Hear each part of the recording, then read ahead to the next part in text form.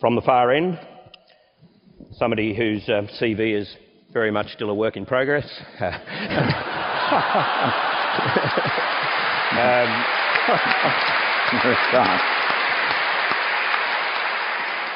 Malcolm Turnbull, of course, former Leader of the Opposition and now Shadow Minister for Communications. Next to him, George Megalogenis, who's a senior journalist and political commentator with The Australian and an Insiders regular.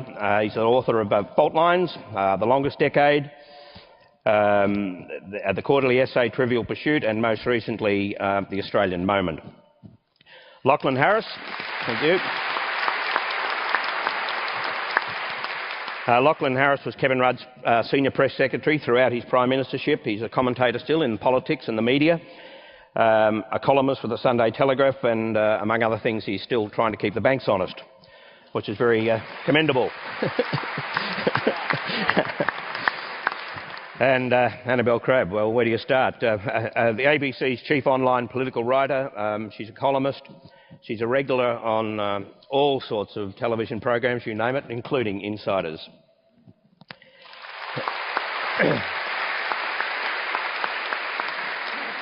And Peter Harcher is both political and international editor for the Sydney Morning Herald. He has won Journalist's Top Award, the Gold Walkley, and he's won a business award for business reporting. He's written 3 books: Bubble Man, To the Bitter End, and the latest is The Sweet Spot. Please welcome Peter.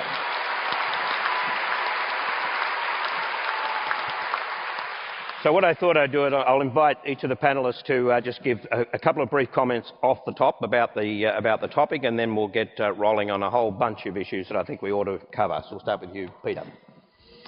On the question of whether the political culture is dead. Yeah, that's the tough one, yes. Well, in the immortal words of Monty Python and the blue Norwegian parrot, I think it's not dead, just resting. My view on the story so far is that what we have is not so much a breaking of the political culture as of leadership. In my view,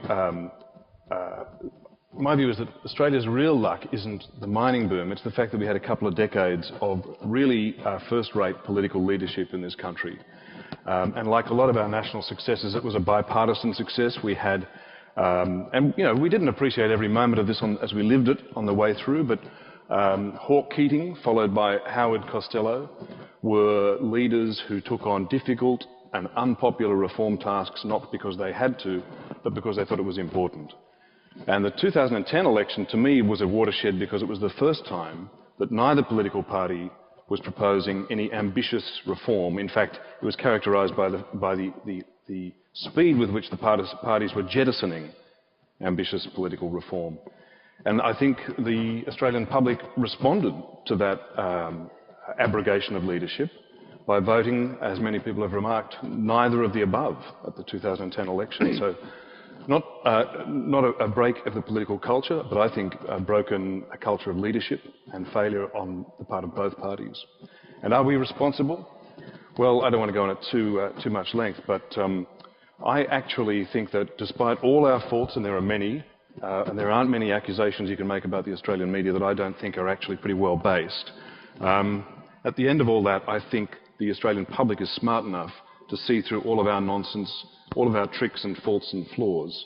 I think the Australian public responds to the big and important developments. Annabelle. So we're crap, but people ignore us. Yes, that is reassuring.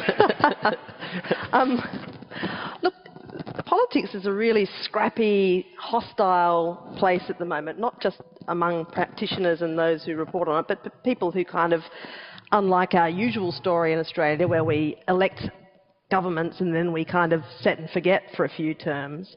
No one can quite disengage from what's going on at the moment because it's all a bit crazy. But you know, there's a constant argument going on about whose fault it is that this is all so crap. And politicians think it's the fault of the media because we don't report what they do or say properly. And, you know, we think it's the fault of politicians who don't show enough leadership or strength or pander too much to our quirks and oddities without, you know, kicking us to the curb every now and again. I think what's happened in the last sort of probably 10 years, certainly 5, is actually a kind of a communications revolution that is little short of an industrial revolution in the way that we cover everything, including politics.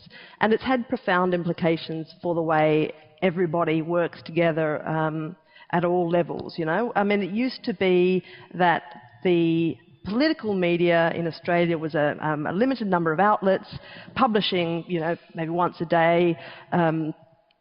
Content was planned and disgorged to a largely passive audience, you know, at regular intervals. What's happened in the recent, quite short period is you have this incredible deregulation of that entire system. Now you have not daily deadlines, but hourly or minutely. You have all sorts of outlets, not just the ones that, you know, with which we've been familiar for years.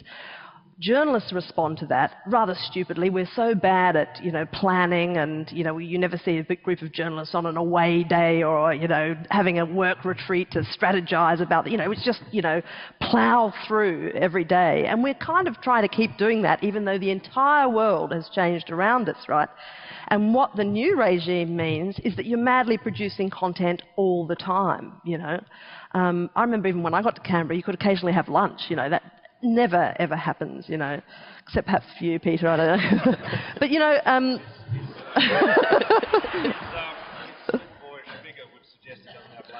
Oh, takes one to know one, just because you stopped eating, Malcolm. We banned lunch in the Rudd office. Anyway, so there we are, pumping out this stuff.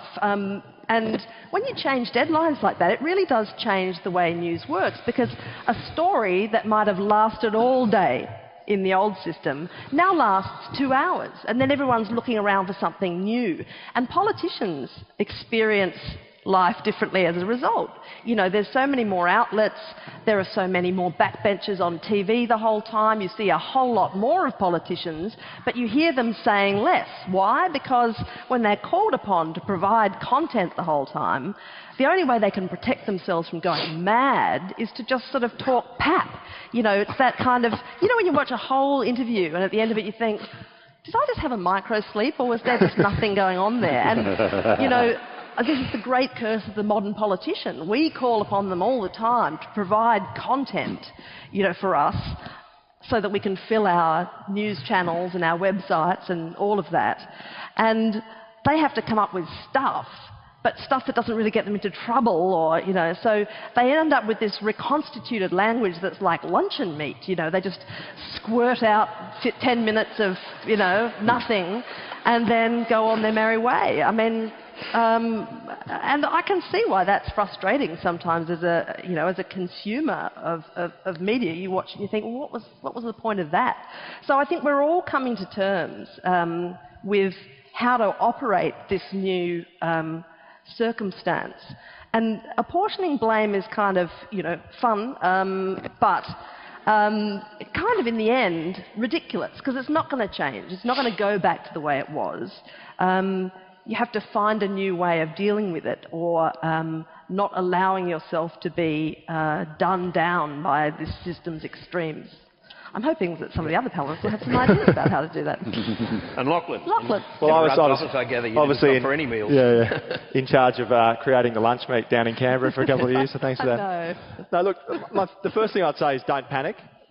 We're all going to be pretty harsh on politics tonight, and it deserves to be harsh because politics really sucks at the moment. But politics is cyclical. It will correct eventually. At the moment, the kind of era of super high discipline, low risk politics will come to an end, and there's probably a guy on stage that is going to play a bit of a role in that, I'd say, in the future. Don't tell him I said that.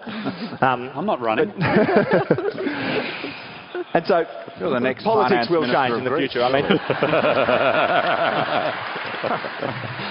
And it's not going to change because politicians are getting nicer or smarter. It's because in the end, voters, it's just not working anymore. The old system's not working anymore. If voters wanted Hare Krishnas, there'd be a rush on orange robes in Canberra, you know what I mean? They're going to want more authenticity, more ideas, and so that will come. It's going to be ugly getting there, but it will come.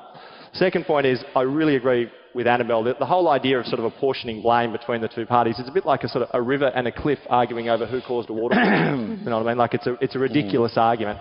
Good politics really needs journalism, and journalism actually filters out the worst part of politics. And And politicians self-censor themselves as a result when they know they're going to talk to you through journalists. And so it's an incredibly important process. The problem is not too much journalism, it's too little journalism. And it's not that you guys aren't doing great journalism, it's just that journalism itself, real news-based, fact-based journalism is disappearing for most people. And where they're getting their news is from opinion, whether it's radio or panel shows, all that extruded meat that you talked about. It's actually not news at all. It's opinion, and it relies on a division, an argument to keep on cycling. And so that is a very, very frightening phenomenon which is coming on. And I always joke that I think we should start an international kiss and news-based journalist day.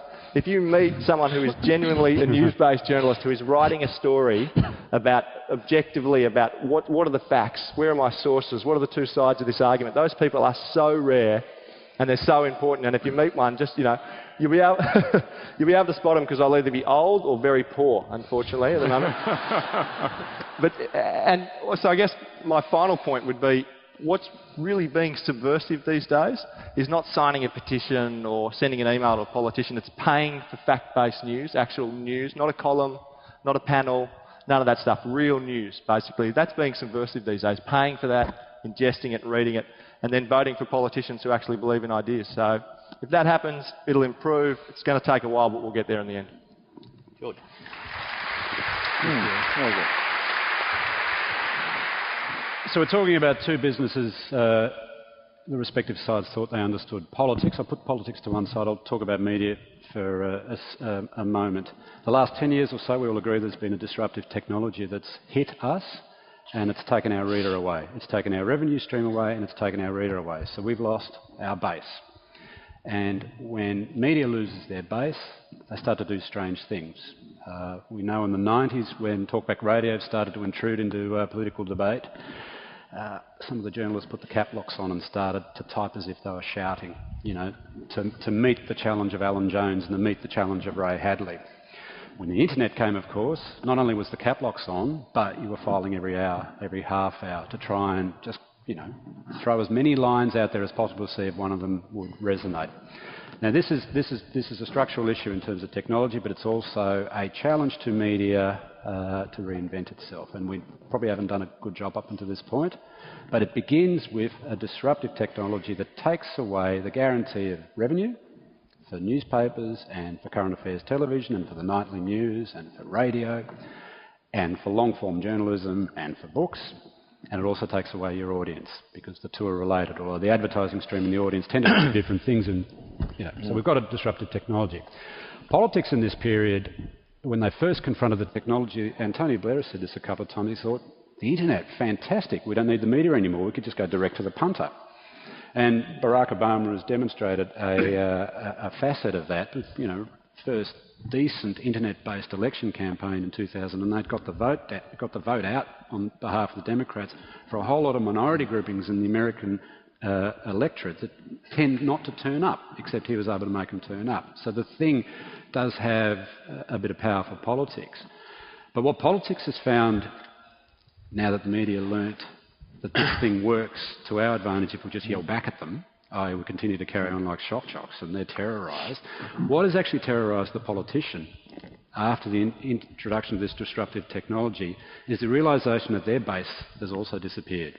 The main parties used to be able to rely, up until I think the 80s and the early 90s, 40% Labor, 40% Coalition with 20% swingers. If you know 40% of the population are going to turn up each day that you go to work, it makes it a lot easier to hone your message for the 20 who are either paying attention or not. But whatever it is, you're earthed. And you're talking the country up, you're not talking it down. When those numbers switch, as they have for media, we know the media has behaved in quite a fractious way in the last few years. Politicians have done something similar. They're afraid of the electorate, and afraid of the electorate in the way that incentivises the journalist in the most bizarre way possible. If I know a politician's scared, I can't respect them. And if they go to the electorate and ask, what shouldn't I do to offend you, I definitely don't respect that leader. And this is where the relationship after the disruption of new technology and the sort of loss of base support for both our business and theirs, comes this other thing that we realise that neither of us know what we're doing at the moment.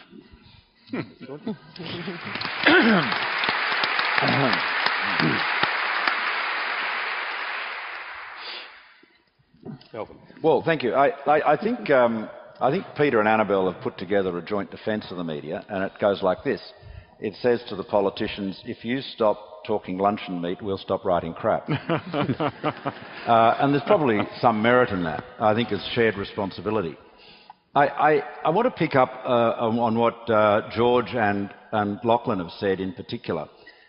There are a number of very, very big changes in the media political landscape that can't be avoided and can't be ignored, and they're all connected. So I'll just start off with the first thing. The first thing is that the digital age, the internet age, has absolutely shattered the business model of newspapers. Now, in the business of journalism and the business of news, newspapers were the biggest and most important foundations. The vast bulk of the news gathering, the analysis was done by newspapers. They had the resources to do it. The only part of the electronic media that came even close to that was the ABC. And that's why I've said in this new world the ABC is more important than ever, because it is a surviving bastion, because it's publicly funded. But it's just great to see that Alan Jones got so many of his listeners here tonight. I knew he's always talking me up on the show.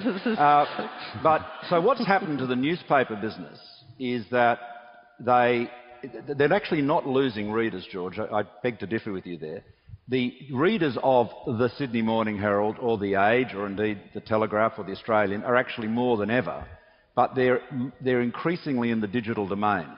And what's happened to newspapers is, because the functionality, the efficiency of the digital world is so much greater than the print world, they're losing millions and millions of dollars of advertising revenue to the digital world and indeed to other operators, Google being the best example. And insofar as the newspapers are maintaining a digital presence, they are effectively, as the Americans say, exchanging print dollars for digital dimes. So that is why, Fairfax is a good example. It's a company I've had long association with in different guises over the years. Plaintiff, acquirer, shareholder, writer, done everything except be the editor of the Sydney Morning Herald. And but the interesting thing about Fairfax, it's a terrible story, really. This was a company that was taken public out of bankruptcy in early 1992, and I was very involved in that whole exercise. Some of you would remember. We floated the shares at $1.20, and they went up to $1.40 on the opening. The stock is now 64 cents. That's 20 years ago, more than 20 years ago. The stock is halved in value. It's a colossal destruction of wealth, and this is not a reflection on the journalists or even the management. It's happening all around the world. So what that means is, Lachlan, there are less resources available for journalism. And of course, as you've said many times, and you're dead right, commentary and opinion is cheap. It's much easier and cheaper to pay someone to sit at home and knock out a sulphurous column than actually have a team of journalists doing some work and some research and analysis. So that's the first problem that you've got. That leads into this problem of a 24 commentary cycle, not a news cycle, that Lachlan Harris has talked about a lot, and I agree with him. It's a very good analysis. The other thing that I think we should be very concerned about in the media is, and I don't have any easy solutions to this, or indeed any hard ones particularly, is the dissipation of it. And I'll illustrate this by reference to America. Everyone is appalled. Anyone who has any affection for the United States, including most Americans, are appalled by the polarisation, the utter dysfunctionality of Washington nowadays. And when I talk to American senators and congressmen and say, what's causing this? They say it's the change in the media. And they say to me, years ago, you had Walter Cronkite on the evening news who gave a balanced, reasonable account of the day's affairs, and his counterparts on other networks. Now, if you want to believe Barack Obama, born in Kenya, is a secret Muslim and, you know, in league with the devil, you turn on Fox News. If you want to believe the Republicans, you know, the equivalent of that, you know, you turn on MSNBC. And of course, you know, that's probably a bit of an exaggeration in terms of cable news, but it is not an exaggeration in terms of the blogosphere. And so what you're seeing is we are no longer having the same common experience where we're all essentially watching, or not all of us, but most of us, are watching the same general account of the day's affairs. And in other words, people are listening to the outlets that agree with their particular point of view. So you get a fracturing of the body politic and a rush to the edges and the extremes. And I think that is a very problematic issue in a democracy, because at the end of the day, what journalists do is just as important as what I do as an elected legislator. And that journalism is under threat for all of those factors. And again, I mean, I know clearly I got a good round of applause for this earlier. It's a good crowd for the ABC tonight. But it underlines the importance of public broadcasting, because it is a big, chunky foundation of news and commentary and analysis that, because it is publicly funded, is relatively immune to this. And you know, you've got to ask yourself this question, and I'll close with this. I've talked for too long. It's advice of politicians. You know, there is no one in the industry that could honestly put their hands on their heart and say the Sydney Morning Herald and the Age will be around in 10 years' time. No one would say that. Some people would say they'll be around in 5 years' time, but they would question whether they'd still be print publications. Now, I hazard a guess that there will always be a digital equivalent of the Herald and the Age. But if its revenue base is so narrow that it cannot employ the journalists to do the work, what has that done? What diminution has that been to the quality of our democracy? And that is the big issue in the convergence story. You know, we've got in the convergence debate, everyone seems to be talking about the wrong issue. The big issue is what is happening to journalism. And that's what I'd like to, not tonight necessarily, talk about whatever you like. But you know, that's I don't think we're going to talk about anything at this stage. That's the issue that troubles me. Well, we will too. Thank you.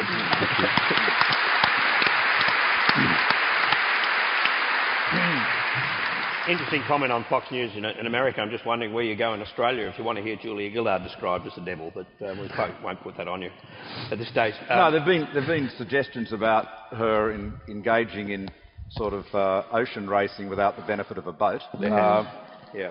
And that was Mr. Jones, I think, suggested that. Yeah. But don't you think, I mean, on Fox News, that's a business model. You know, that is a business model for grabbing eyeballs. I'm not defending it, but I mean, this is, you know, when you ask the question, Malcolm, how do communications companies maintain revenue in a fracturing audience? Well, the way they do it is by appealing to people's political views, you know, make them feel like they're part of the community. And I think that what you have instead of this general, more neutral public meeting place of the evening news that everybody watches, the Cronkites or whatever, you get more of a this sort of political meeting place where everybody has the same views as you. So people always look at Fox and think it's, you know, a kind of a political operative from Murdoch and Roger Ailes and so on. I think Roger Ailes is just a man who's spotted the business opportunities of political stratification very early and made a...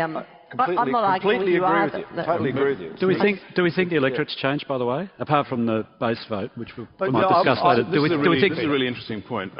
First of all, this evening on the way here, I heard an excellent metaphor from one of my daughters about this sort of balkanisation, this fracturing of the media audiences into different bits, and you now only need to listen to what you already agree with. My 18-year-old daughter was on her way to something I'd never heard of before, a silent disco. And I said, "What's a silent disco?" And she said, you each wear a pair of wireless headsets and dance to the music that you choose. Wow. So you're in a room, in a hall, dancing... Sounds like question time. Yeah, there you go. No interjections. Wow. So you're in a room dancing to your own beat. Everyone's out of rhythm and out of sync, but you're perfectly happy because you're hearing what you want to hear.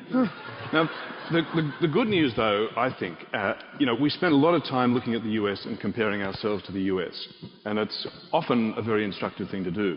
But on this question, I think it's really important to emphasise one of the structural differences, in fact, two structural differences, which mean that Australia, in my view, will not get quite as polarised a media landscape as the US has got. And I'll be brief, but there are the two structural factors. One is the US has voluntary voting, we have compulsory voting. Correct. As long as you have voluntary voting, the premium for a political party is to turn the vote out, to get people off their bums to go and vote. And since they do it on a Tuesday, have elections on a Tuesday, and employers don't actually encourage people to go out and vote, it's a struggle. So in Australia, of course, because we have compulsory voting, the parties pitch to the centre. Elections are decided at the centre. That's why we have so many earnest debates about mortgages and interest rates. In the US, they're pitching to the extremes to get turnout. That's why, even though they're in the worst economic situation they've had in decades, the Republican candidates have just spent the last 6 months arguing half the time about abortion. They go to extremes, our system drives to the centre. And the second structural difference, I think, is that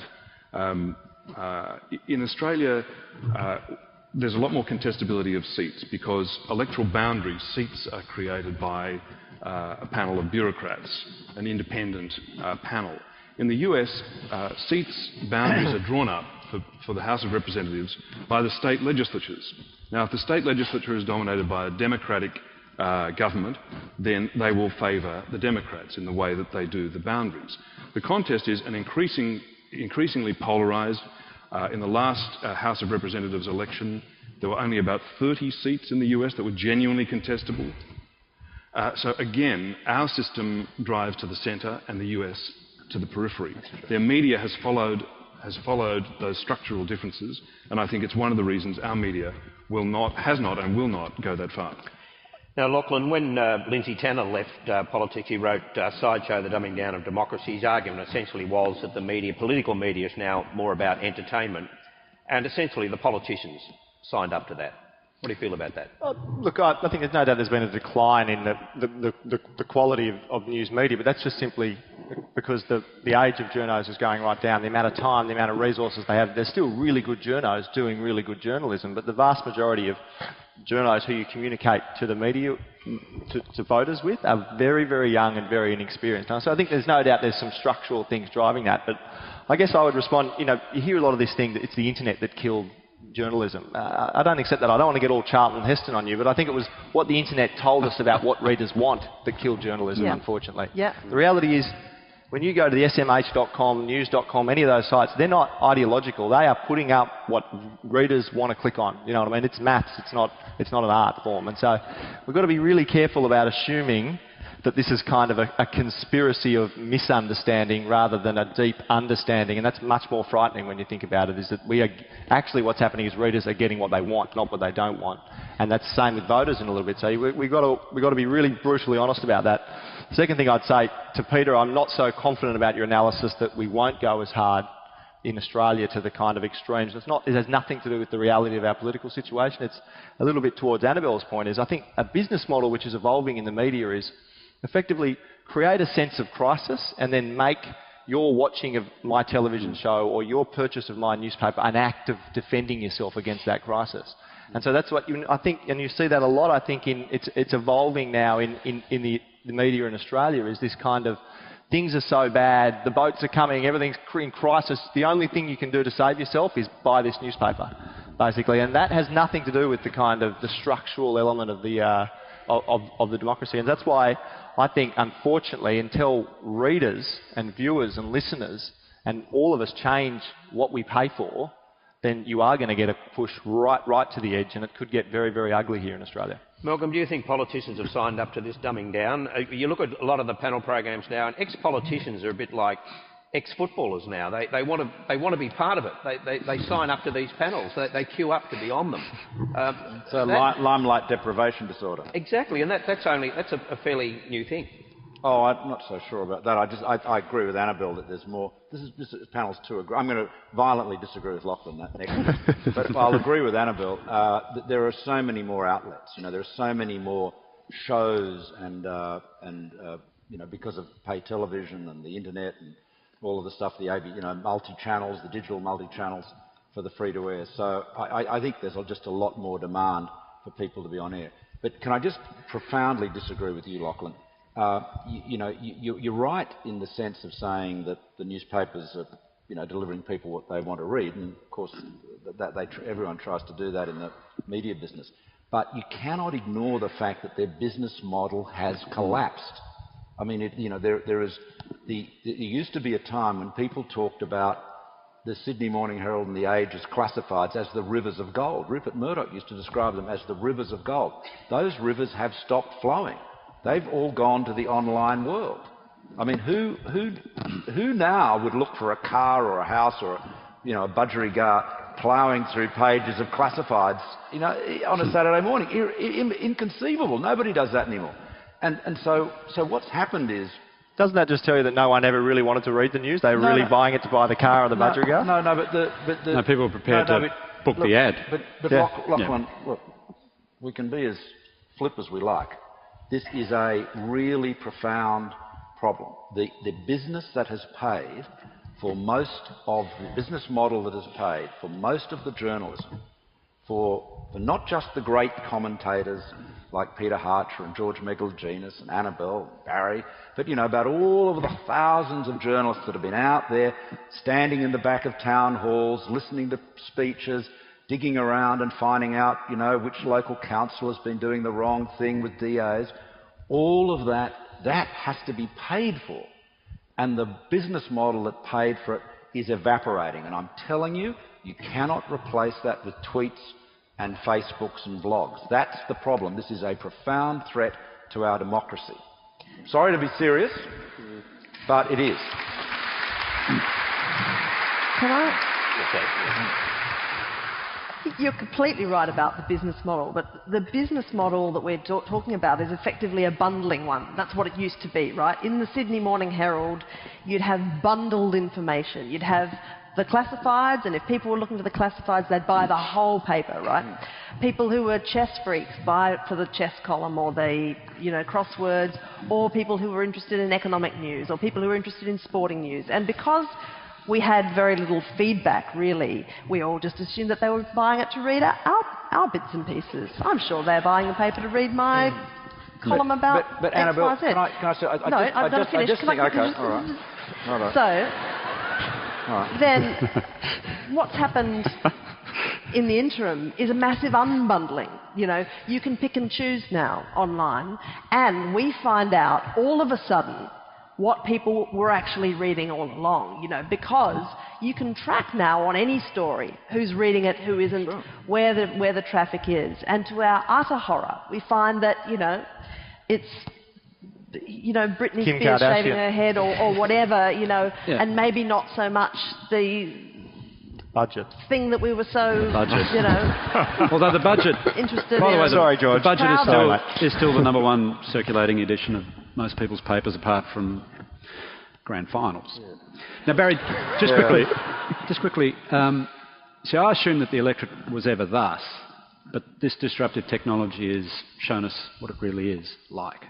And that the thing is that, as I mentioned earlier, I think people are terrified. In the media, they're terrified that people weren't paying attention. And in politics, people are terrified that there is that much disinterest at one level and that much anger at another level.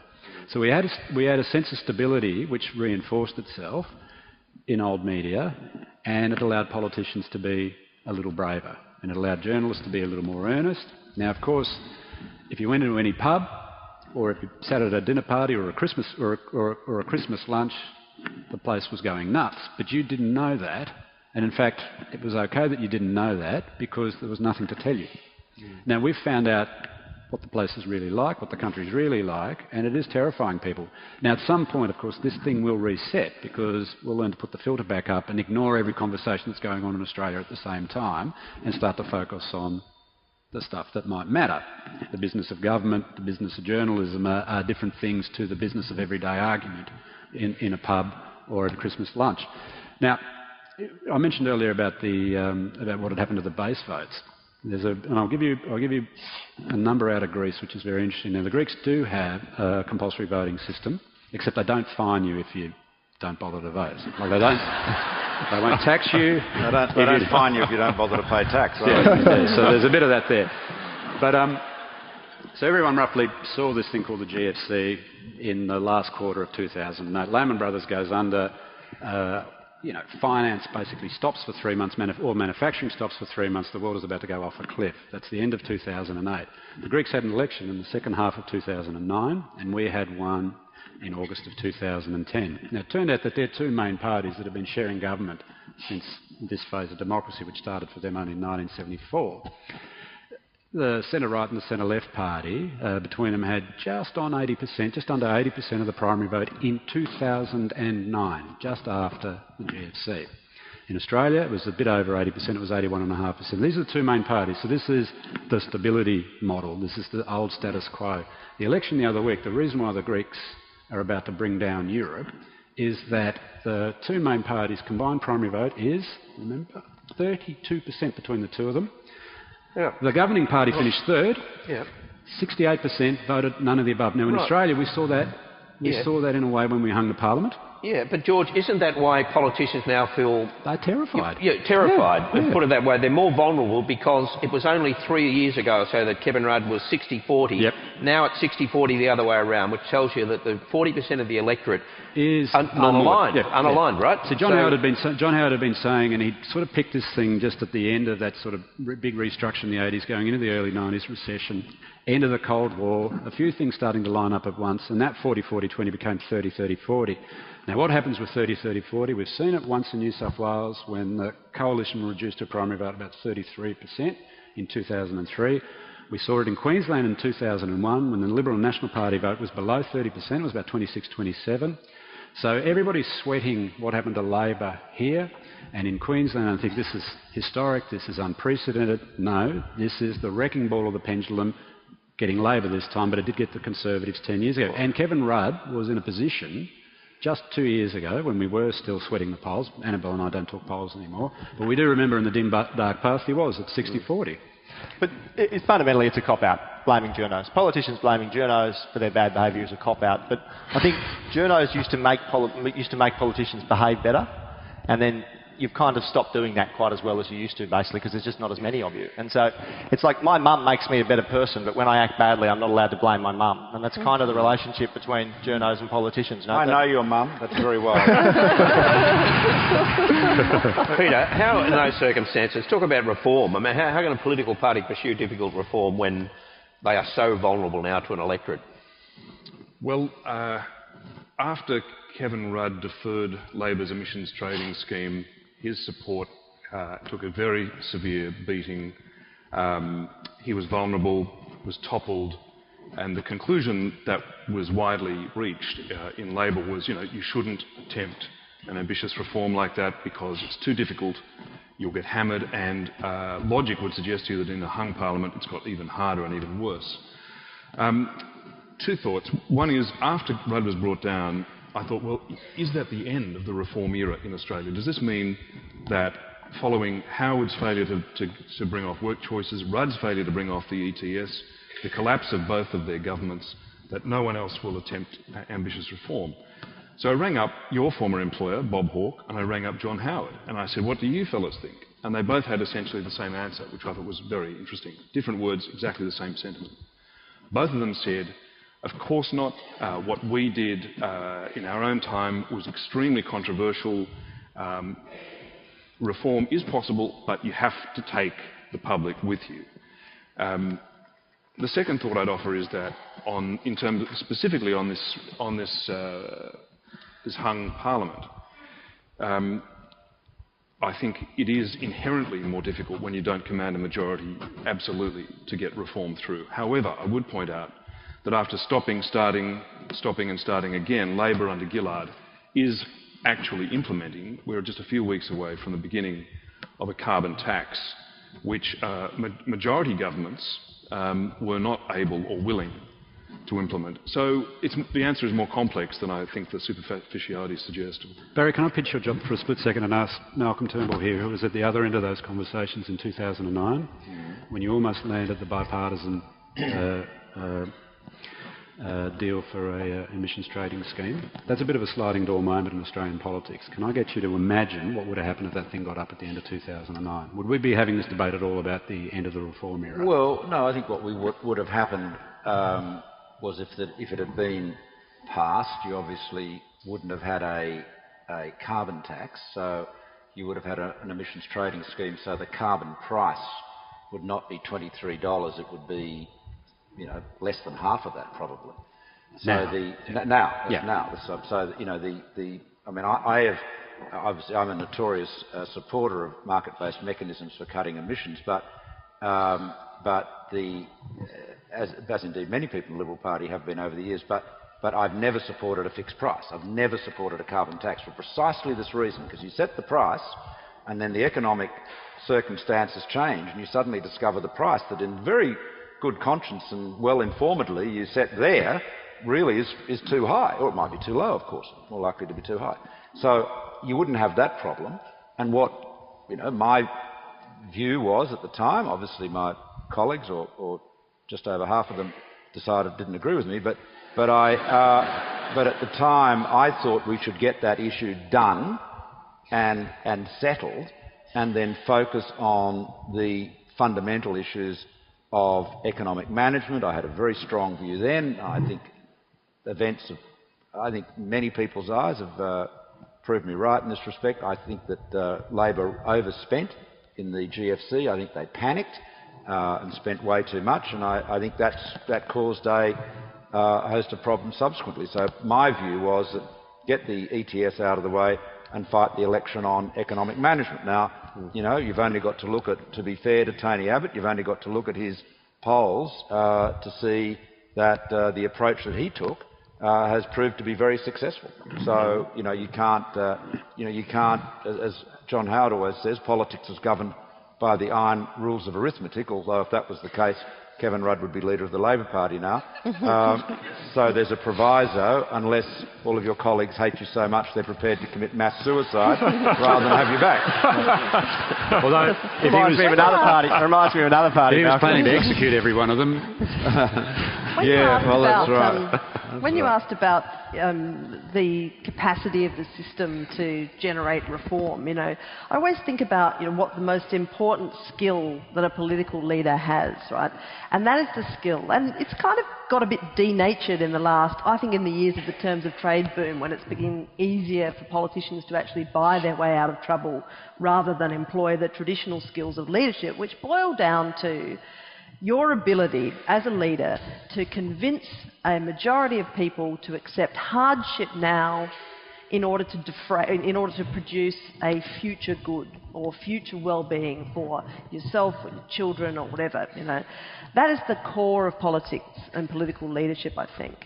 And I think in order to convince people that you're rigid, you've got to be prepared as a political leader to put yourself in harm's way as well.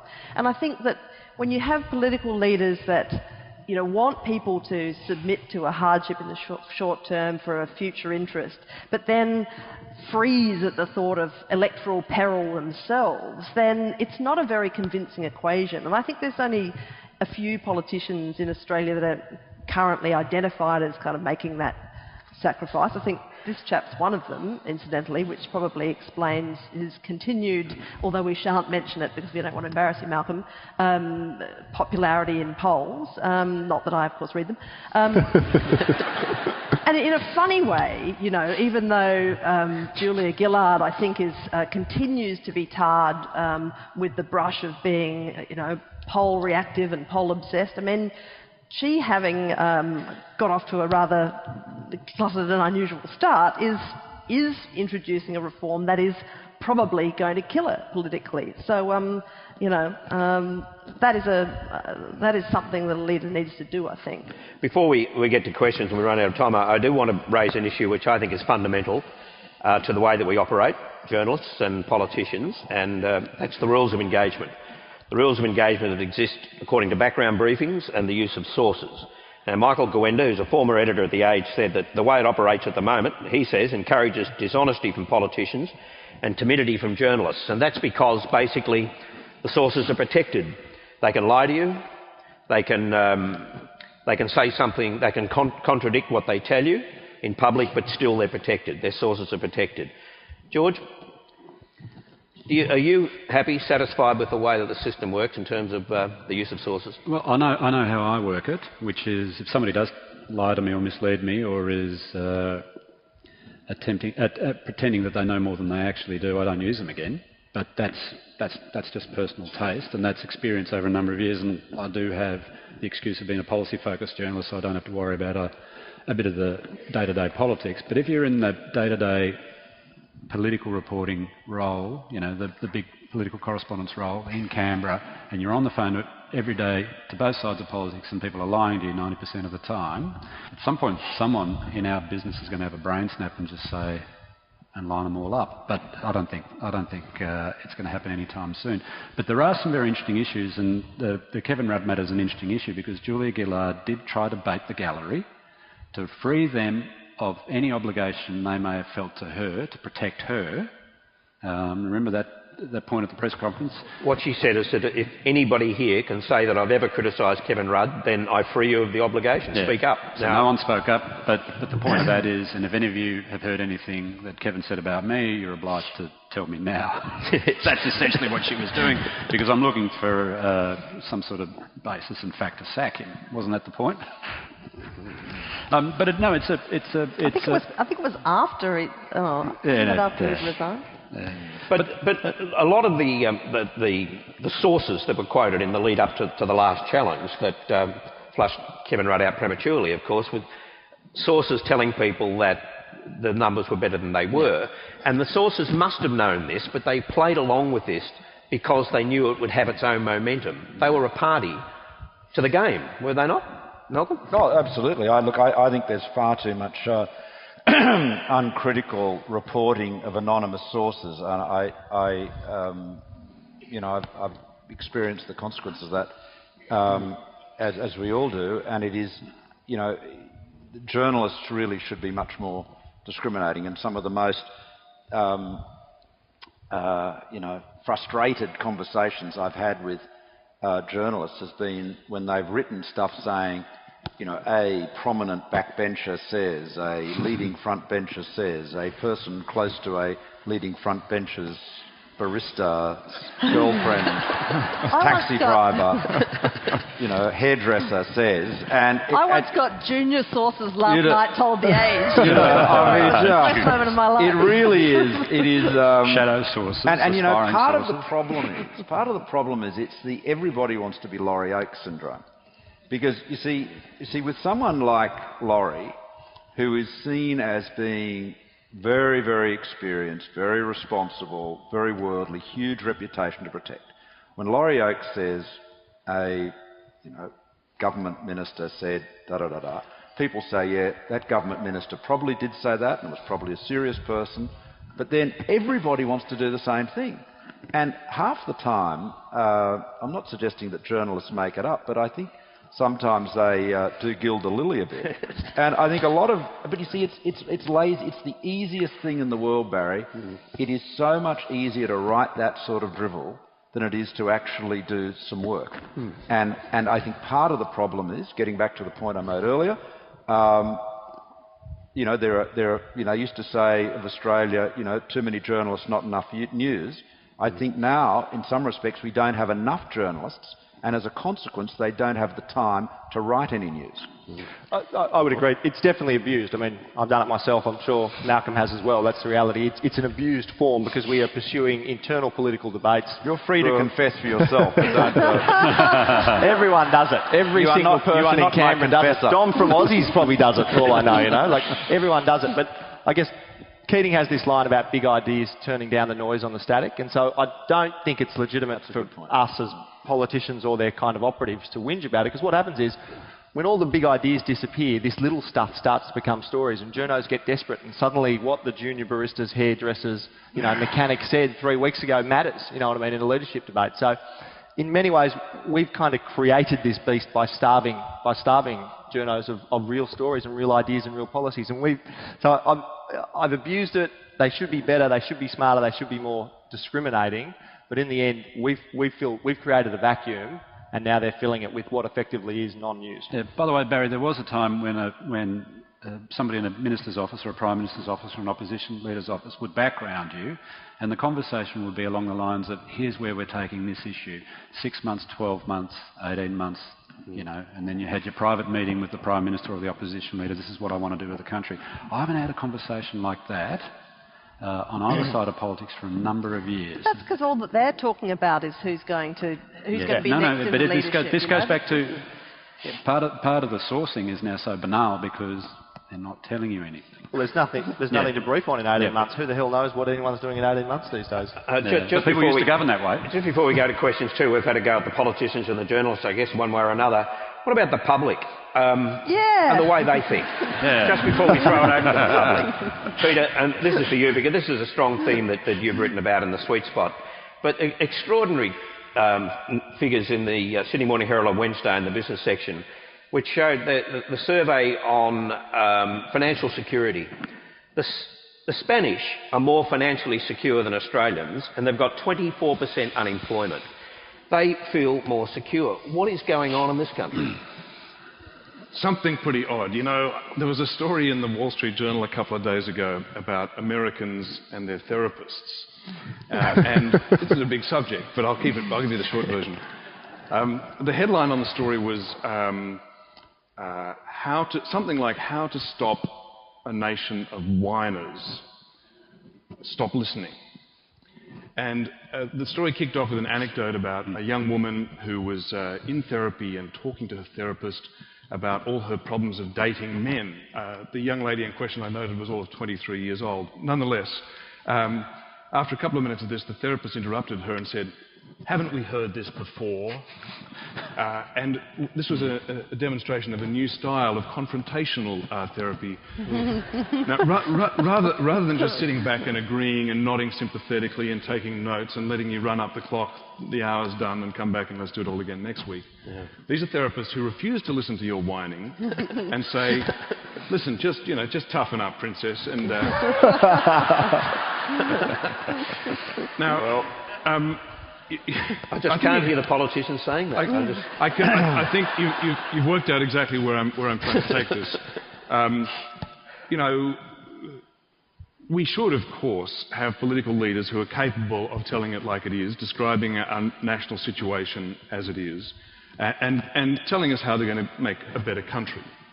However, the constant pandering that we get about we know you're doing it tough. We know everything is terrible. I mean, lots of people do have tough lives. I'm not trying to diminish that.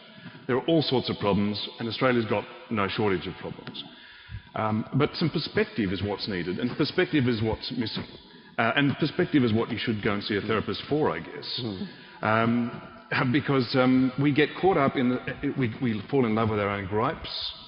We've got a national narrative of complaint going on at the moment.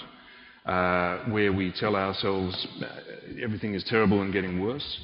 But as long as our political leaders refuse to counter that and pander to us by saying, "Oh, this is terrible, cost of living is shocking, everything's terrible and getting worse," on both sides, then they are encouraging, in fact inviting us to continue complaining about our dating problems. The therapist is in, the therapist is taking notes, and the therapist is nodding sympathetically. Okay.